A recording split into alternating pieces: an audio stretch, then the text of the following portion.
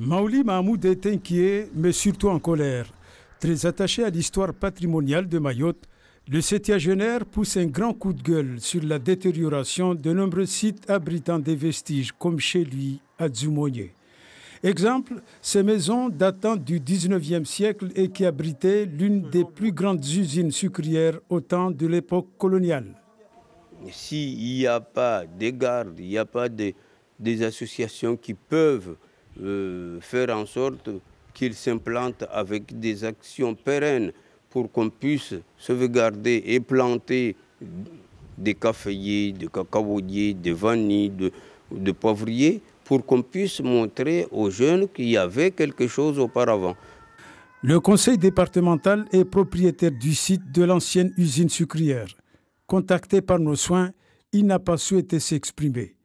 De son côté, l'opposition de l'exécutif s'insurge contre ce qu'elle appelle la destruction de l'histoire de Mayotte.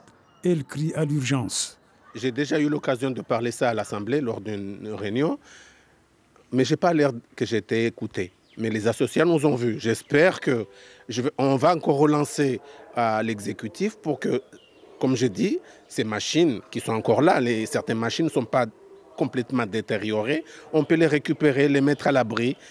Les nouvelles générations ne sont pas insensibles à cette grande perte de leur histoire qui s'efface peu à peu. C'est vraiment dommage car demain on n'aura pas une partie de notre histoire sur ces objets. On laisse ça dans la nature comme ça parce que c'est notre histoire qui part avec.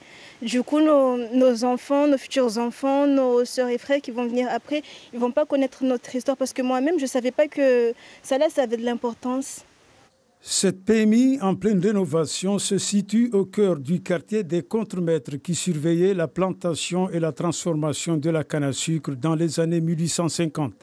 Pour Maouli Mahmoud, c'est une véritable atteinte à l'histoire mahoraise, voire un affront pour les autochtones. La rénovation a été faite très bien, mais est-ce que demain on ne pourra pas aller détruire d'autres patrimoines? Comme par hasard, l'État ne voit pas qu'on est en train de détruire les maisons qui datent du 19e siècle et que personne ne dit rien. Mais je pense que l'exécutif devrait alerter la CIM pour que ces maisons-là, on puisse les garder. De fond en comble, Maouli parcourt les différents vestiges de son île, plus particulièrement chez lui à Dzumoye. Une façon de transmettre un devoir de mémoire aux différentes générations, plus particulièrement chez les plus jeunes.